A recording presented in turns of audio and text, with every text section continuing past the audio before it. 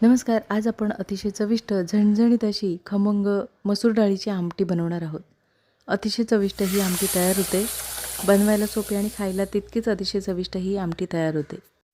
नुसत्याच आमटीबरोबर 2 घास जास्त जेवाल अशी ही आमटी तयार होते. 1 वाटी मसूर डाळ आपण 2 ते 3 पाण्याने धुवून झाल्यानंतर 10 मिनिटं आपण भिजवून घेतलेली आहे.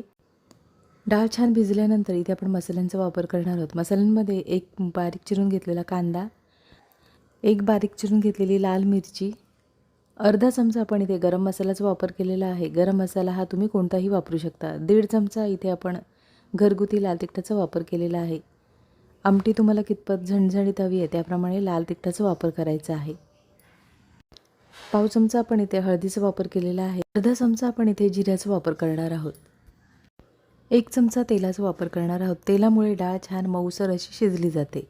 सर्व मसाले आपण डाळीमध्ये मिक्स करून घेणार आहोत. डाळीमध्ये व्यवस्थित असे मसाले मिक्स करून झाल्यानंतर डाळ आपण आता शिजवून घेणार आहोत. 2 ते 3 शिट्यांमध्ये कुकरमध्ये आपण ही डाळ छान शिजवून घेतलेली आहे. साधारण डाळ गरम असतानाच अशा पद्धतीने आपण मिक्स करून घेणार आहोत. डाळ गरम असतानाच अशा पद्धतीने आपण मिक्स करून घ्यायची, म्हणजे छान डाळ एक जीव अशी तयार होते. म्हणजे पाणी वेगळं होत नाही आणि डाळ वेगळी होत नाही. तर इथे पाहू शकता डाळ छान आपली मिक्स करून झालेली आहे. इथे आपण आता गरम पाण्याचा वापर करायचा आहे. गरम पाण्याचाच वापर करायचा म्हणजे डाळ आणि पाणी वेगळं होत नाही. आता इथे तुम्हाला आमटी कितपत घट्ट किंवा पातळ हवी आहे त्याप्रमाणे तुम्ही गरम पाण्याचा वापर करायचा आहे. गरम पाण्यामध्ये आता डाळ व्यवस्थित अशी आपण मिक्स करून घेणार आहोत.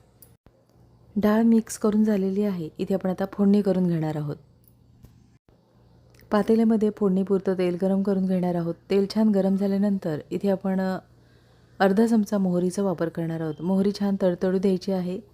मोहरी तडतडल्यानंतर इथे आपण अर्धा चमचा जिऱ्याचा वापर करणार आहोत.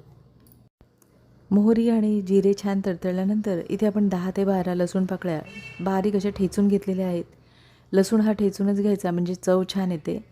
तर इथे आपण बारीक असं लसूण ठेचून घेतलेला आहे. तो आपण आता फोडणीमध्ये लालसर होईपर्यंत परतून घेणार आहोत. गॅसची फ्लेम स्लो ठेवूनच आपण फोडणी तयार करून घेणार आहोत. गॅसची फ्लेम मोठी ठेवली तर फोडणी करपून जाईल आणि चव वेगळी लागेल. त्याच्यामुळे इथे गॅसची फ्लेम स्लो ठेवून आपल्याला फोडणी छान तयार करून घ्यायची आहे. इथे पाहू शकता लसणाचा छान रंग बदललेला आहे. इथे फोडणीमध्ये आपण अर्धा चमचा गरम मसाला आणि अर्धा चमचा घरगुती लाल तिखटाचा वापर करणार आहोत. फोडणीमध्ये मसाल्यांचा वापर केल्यामुळे आमटीला चवसुद्धा छान येते आणि रंगसुद्धा छान येतो.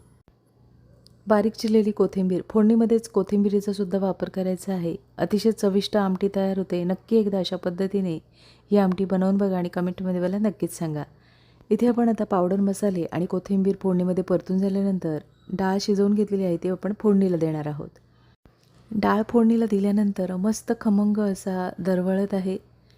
डाळ शिजवून घेतली त्याच कुकरच्या डब्यामध्ये आपण थोडंसं पाण्याचा वापर करून डबा आपण स्वच्छ धुवून घेणार आहोत आणि इथे आमटी थोडीशी आपण पातळ बनवणार आहोत.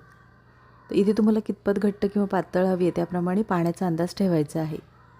चवीनुसार आपण इथे मिठाचा वापर करणार आहोत. चवीनुसार मिठाचा वापर केल्यानंतर आमटी आपण आता एकदा ढवळून घेणार आहोत. इथे आता आमटी आपण एकदा आता ढवळून झालेली आहे. बारीक चिरलेल्या कोथिंबीरीचा वापर करणार आहोत. कोथिंबीरीचा वापर केल्यानंतर गॅसची फ्लेम एकदम स्लो ठेवायची आहे आणि 2-3 मिनटासाठी आमटी आपण उकळून घेणार आहोत. म्हणजे सर्व मसाल्यांचा छान असा स्वाद येतो. इथे आता 2 ते 3 मिनटं आमटी छान उकळून झालेली आहे. गॅस बंद करायचा आहे.